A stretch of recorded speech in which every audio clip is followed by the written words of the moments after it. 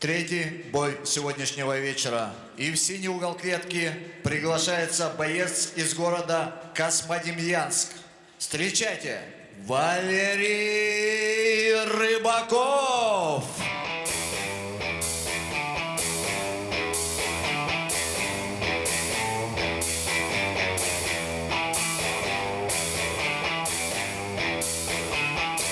This is MMA Series, Time of New Heroes, and this is bout number 3. Making his way down to the blue corner of the cage, Valery Rybakov of Russia. Rybakov stands 176 centimeters tall, and he weighs in 61.5 kilograms. 28 years of age, and representing the Sambo Peter Club. He has a record of 3 wins and 2 losses. On paper, his record makes him look like an all-rounder. TKO win, points win, and a submission win. Out of those 3, his 2 losses, both by submission.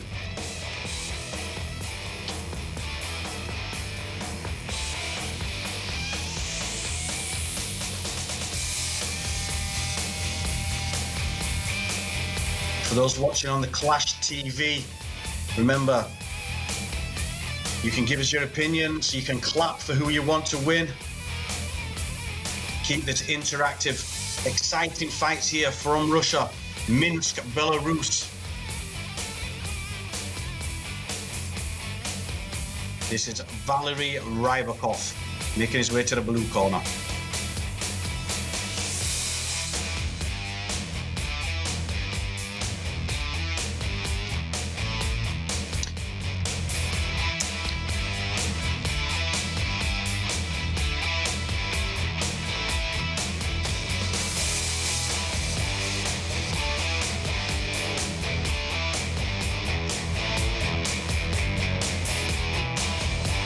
So we have a question from one of our viewers asking me, Ian, what were you thinking about when you made your debut? I remember making my professional debut on Cage Warriors, walking into the cage and that cage door closing, and I don't think I really understood what was actually happening, because I was just excited, and it was only later on in the career that the nerves kind of hit me. So thank you for that question. I think it's an exciting time making your debut. В красный угол клетки приглашается его соперник. Встречайте бойца из города Санкт-Петербург, Владислав Кысса!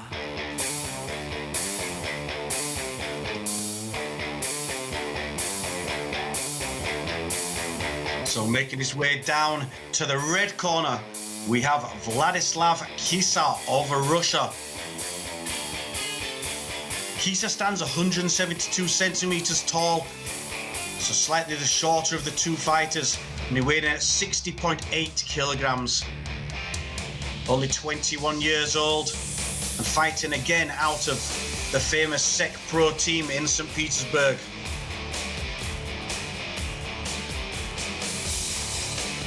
Kyssa's wins by submission, and the submission being the rear naked choke. The most common submission in mixed martial arts by far. And with Rybakov's 2 losses coming by submission, he's going to be wanting to defend, make sure he doesn't get caught in that sort of submission. So on paper, we have 2 fighters here, maybe looking at Rybakov to try and keep this fight standing, and Kyssa to take the fight to the floor. But as we know from all the fighters from these gyms, they're very, very well rounded. Представляю вам бойцов третьего боя сегодняшнего вечера в наилегчайшей весовой категории. В синем углу клетки боец из города Космодемьянск. Он представляет клуб «Самбо Питер». Его зовут Валерий Рыбаков. А противостоять ему будет боец из красного угла клетки. Он представляет город Санкт-Петербург и команду «Сеть Про». Его рекорд 2 боя, 1 победа, 1 поражение. Встречайте, Владислав Кысса! Рефери в клетке Вячеслав Киселев. Бойцы на середину. Here we go, the third bout of the evening. In the blue corner, Valery Rybakov of Russia. And in the red corner, Vladislav Kyssa, also of Russia. This fight's fought in the bantamweight division under 61.2 kilograms.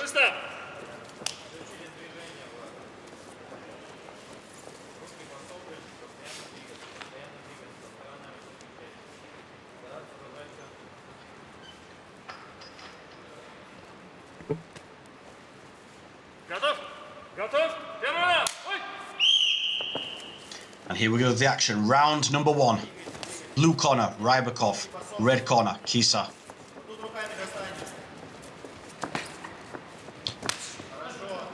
Rybakov, southpaw. Kyssa, southpaw. Rybakov takes the center of the cage, working the low kicks initially, and that big loop hook.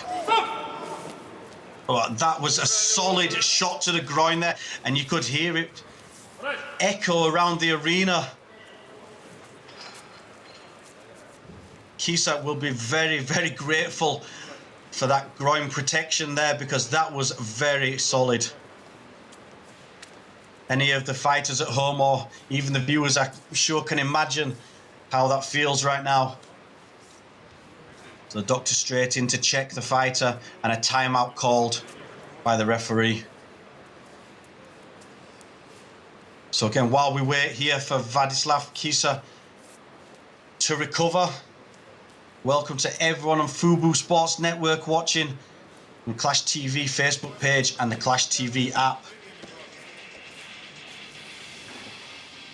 It's very, very understandable.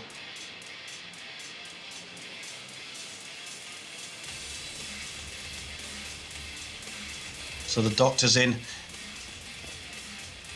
Kyssa looking to walk it off, and he nods his head. The warrior that he is. He says, I'm okay and I can continue.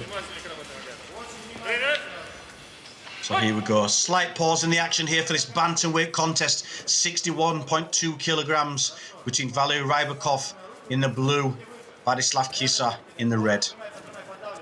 So Kyssa, I said earlier, was a southpaw, but he looks to switch his stance from orthodox to southpaw. Quite fluid, whereas Rybakov favouring the southpaw stance.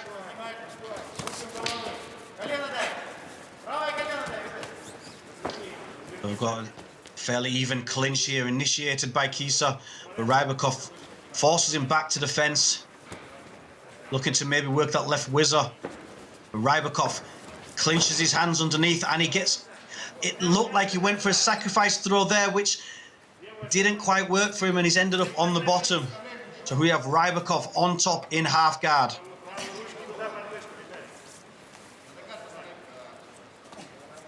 Good hip movement there from Kyssa as he gets back to the full guard. And good head control as well from the bottom, avoiding any powerful strikes. Switches that to the wrists. Maybe an indication he's looking to climb his legs up and look for the armbar or a triangle. Generally require you to have that wrist control. Sensibly, Rybakov stands up and looks to pass standing.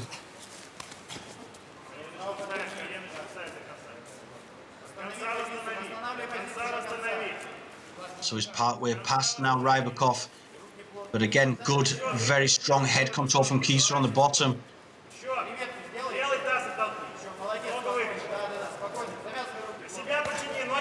So there we go. Back into full guard. Kyssa's doing a good job of defending from the bottom. He's defending the pass and he's controlling the head. When he moves from the head to the wrists, it looks like he's working to get the submissions, but straight away Rybakov is spotting that and standing up to his feet to defend the submission attempts.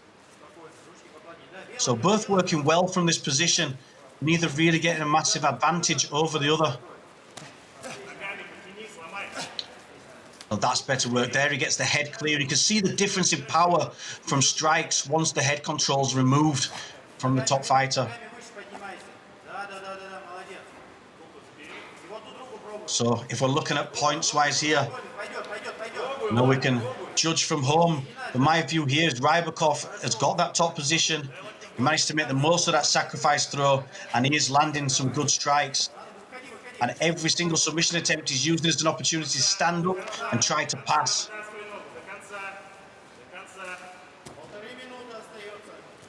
Now on the flip side of that, we have got Kyssa with good hip movement. He's managing to regain guard, get himself back to guard, and then he's either overhooking the arms there, as we see, to stop the strikes, or he's controlling that head and keeping that head very close to him.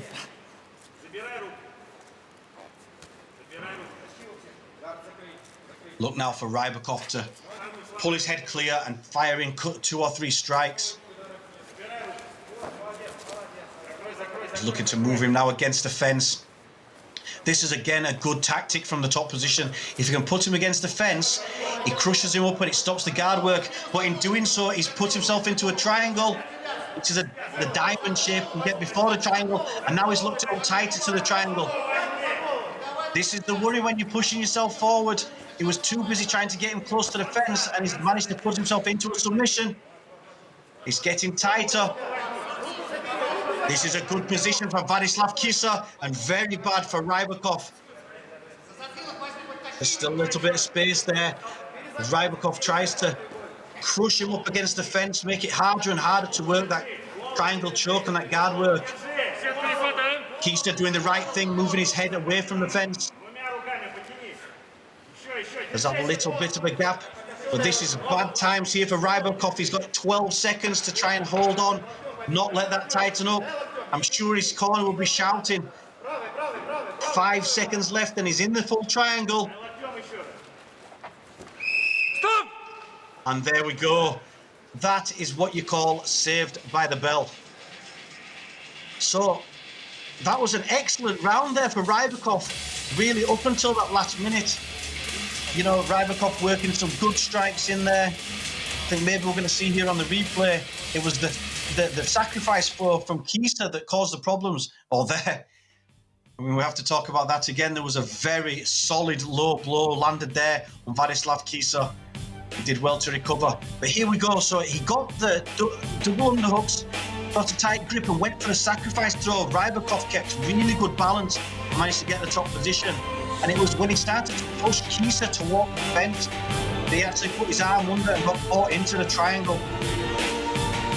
So, from my book, and I don't know whether you're going to agree with me at home, I'm not a judge, I'm a commentator, but I believe that Rybakov still got the most control in that round, has probably edged it.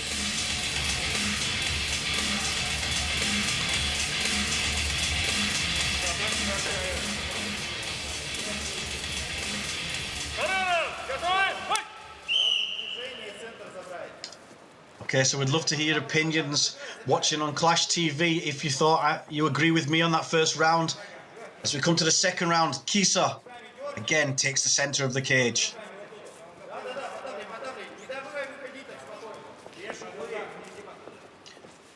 Rybakov circling.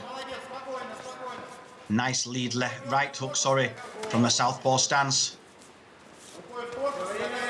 The inside low kick, that's the one that caused the problem earlier, which he threw slightly too high, but that was a nice timed just above the knee kick there from Rybakov.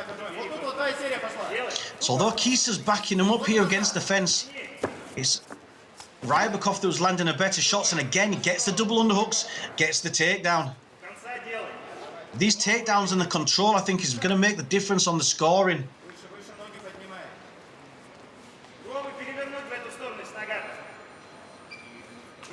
So the difference here now, will Rybakov look to try to pass the guard? He's again got that one butterfly hook, one full guard.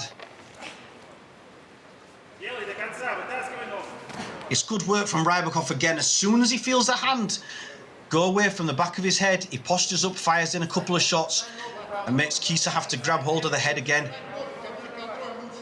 He's doing a nice job as well of putting that hip pressure forward to stop him getting that butterfly hook out. Kyssa there tried to off balance and use the balance to get the sweep. And again, As soon as he feels a problem, Rybakov stands to his feet. And Kyssa cannot attack.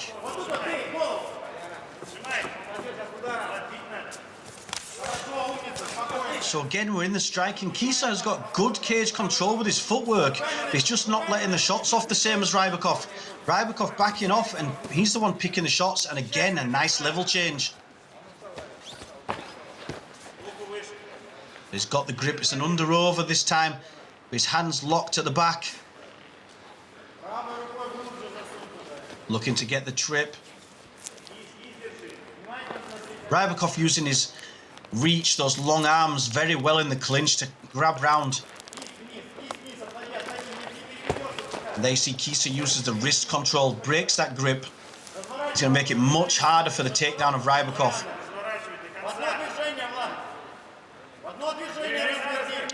So we're in round 2 of 3 rounds here. MMA Series, time for heroes.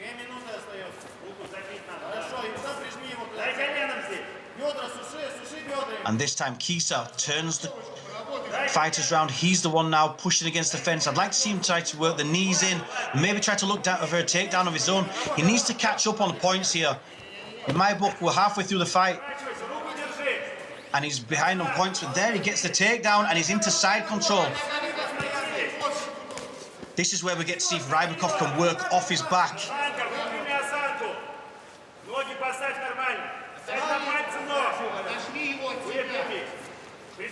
Rybakov back into full guard. He's got his arms linked again there. You see it's the length of those limbs. He can actually get all the way around, get a tight grip, and it looks like he might be pulling tight to try and work a sweep. Kyssa feels that and lifts his hips up. So here at the moment, Rybakov has actually locked him up his grapevine both legs, and he's tied his hands together. Made it very difficult there for Kyssa to do anything. He's let go of the grapevines. Kyssa postures up. This is where he needs to look to be, to either pass or strike. Again, he looks for the pass and he gets it. Knee ride. Looks for the armbar. He might be a little bit low on that arm. It's a funny position. Oh, he's tightened it up. He's got deeper. Is that cinched in? Could he get the finish here? This would be a nice turnaround. And he does. He gets the tap now there. Rybakov controlled the first round. In my book, he was ahead on points. Kyssa saw the opportunity there for the armbar, and he took it straight away. It was a beautiful pass to knee ride, to mount. As soon as he got to mount, he slipped off for that armbar, and he gets the win.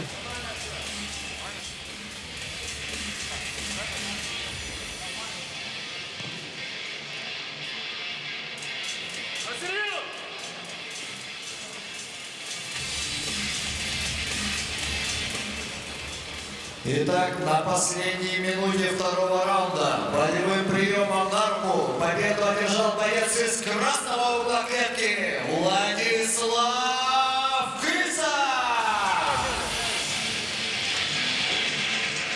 So there we go, Vladislav Kyssa took a heavy shot to the groin in the first round. He was, in my book, dominated in that first round as well. But he comes through and wins by armbar.